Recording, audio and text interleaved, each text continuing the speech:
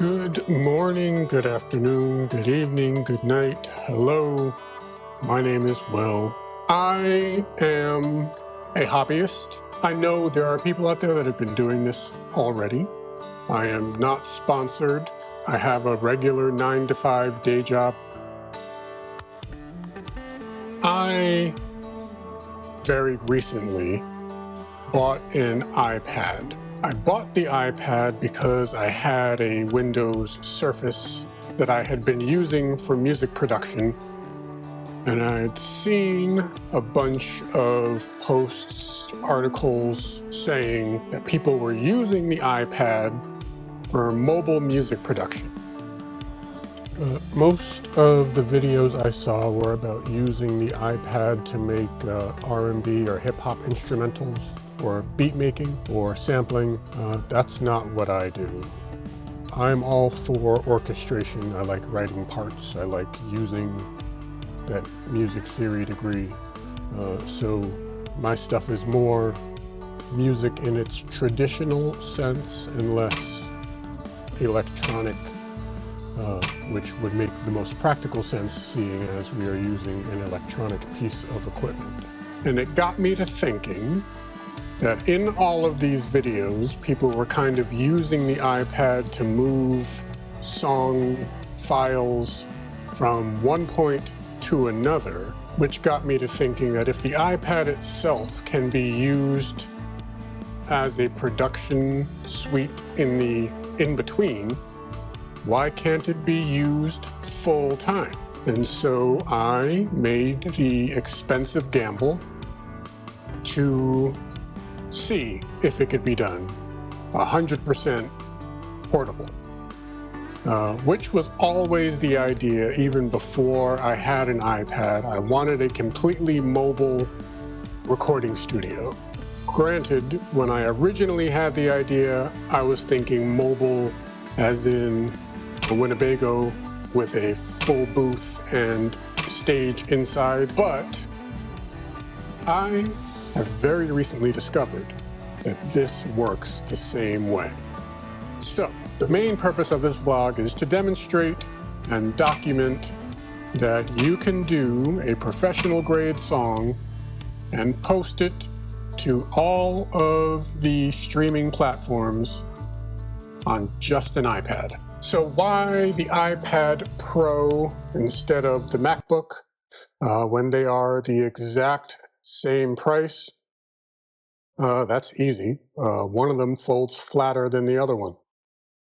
It also came down to how I was paying for it, and my cell phone provider was like, you got these things here that you're not using.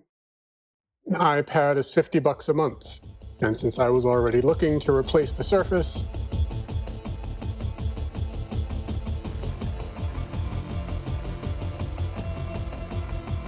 Windows machines are amazing. However, Windows machines' compatibility with the plethora of peripherals that are out there, all with their own drivers and updates. This iPad, I've never had to update anything once. I plug something in, it just goes. I change my configuration around, it just goes. I move from my living room to my band's room, it just goes. I move from the living room to the basement where the drums are, it just goes. But there's really something to be said about the compatibility of Apple products.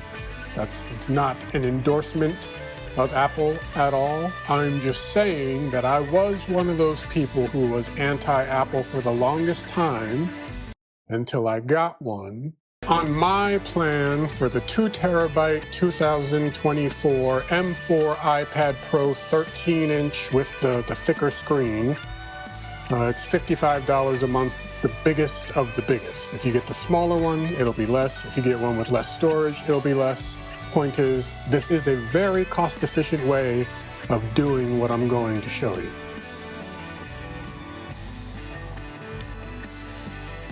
I have a completely portable, full music studio that fits in 2 bags. And by 2 bags, I don't mean the whole studio takes up 2 bags. I mean, I have 2 separate bags that the entire studio will fit in each. So first bag, it's a guitar case. And then the second bag, the idea is the same. This is actually a keyboard case. It fits the keyboard and the stand and the iPad, just like the guitar case will. As far as interfaces go, I have 1 portable and then 1 technically portable, but not really. PreSonus Quantum ES2 for when I travel. It's only 2 channels, so it gets the job done. 2 in, 2 out. But then I also have an Allen & Heath CQ12T. Originally, I bought it to use just with a band. Like there was no other purpose except my band wanted to record live shows, and it records in multitrack. What I didn't know when I bought it is not only does it record to itself in multitrack, you can plug it into a computer, or in this case an iPad, and record, I think it's up to 16 channels at a time, with 8 out. At band practice, what we will normally do is 5 drum mics, bass in mono, guitar in stereo, singer in stereo, and then we can record all 8 tracks at once. And then I record them straight to the iPad, and then I can do all of my edits with the band guys sitting right there telling me what it is they want to hear in the final cut. The iPad definitely made that easier, because before there was drop boxes and emails and having to wait for Wi-Fi for something to download. Now it's all right there. I can plug it straight into the PA and go. As far as control surfaces, there is an Akai MPC Key 37. That's my travel keyboard. I got all of the plugins. And the only reason I did this, because there are free ones if you know where to look, is because when you pay for the full versions, from time to time, they update them and add to them, which means you only have to buy them once, but then you get all the new sounds. Everything is in this very compact keyboard, and I actually bought an extension to it, so now it's 2 keyboards on top of each other like you would an organ. I'll just take the top half for home use, so not for travel, for home use. I do have an 88-key digital grand piano, so when I really need to play for real, I can with actual full-size, full-weighted keys. But the Akai, it works for when I'm out and about. In terms of drums, we have drums at our practice space that I mic up, but when I'm recording at home, I do not use the MIDI pad. I have an Alesis Strike Pro that I will plug in a USB-C, and so that just goes. It works the same way as a keyboard, except there's no keys, it's pads. For guitars, that could be a whole video in itself, so I won't bother going into it now. I also have a guitar that I will show you. It was actually purchased for this vlog. I have to talk about this guitar. This is the Traveler Acoustic, and it's a guitar that you unscrew this and the whole thing snaps in half and then slides into the bag I showed you before. When I'm traveling, I'll just plug the guitar straight into the interface and turn the gain to where it's enough. I can normally EQ it to sound the way I want it to. Headphones, we got a bunch of headphones. I have a pair of the heavies that I saw on a Facebook post. These are not normal headphones. The heavies are designed to sound like a live rock concert. Each ear has 4 speakers, so you're wearing 8 speakers. Like the bass in these things is like you're sitting center of the room with the subwoofers cranked as high as they'll go, which is useful when recording, not when mixing or mastering, but as far as recording, it really helps me personally get that live feel that I need to be expressive. As far as Mixing and mastering, I have a pair of the Master and Dynamic MW75s, and they did not disappoint. The price has since come down because the newer model is on its way out. I am using Logic Pro for iPad.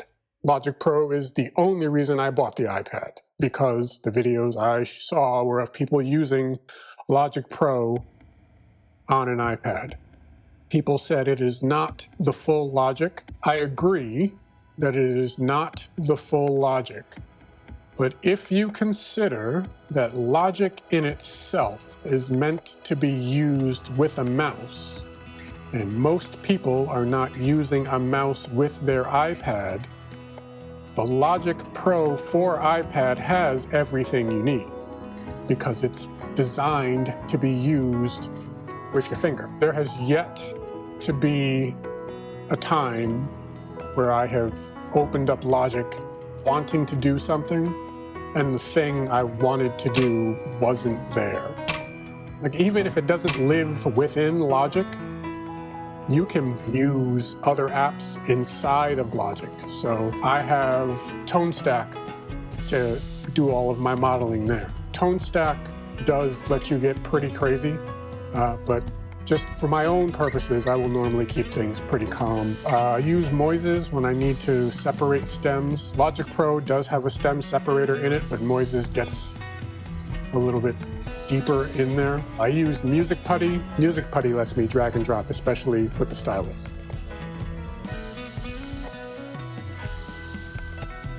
So this vlog will mainly focus on portable music production. I guess we could, in theory, sprinkle some music theory in there every now and again, just to show how it all kind of plays together. At some point, I'll go over all of the different gear I have, because I have been collecting it for multiple decades. We didn't get into microphones, we didn't get into effects pedals or pedal board.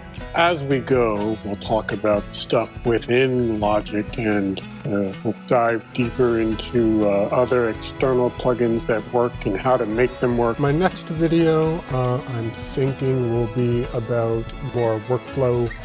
I'll demonstrate how it all kind of goes from beginning to end, and then the videos after that will just be me doing the thing. So in the interim, like, subscribe, hit the bell, hit me up in the comments with any questions, suggestions, ideas.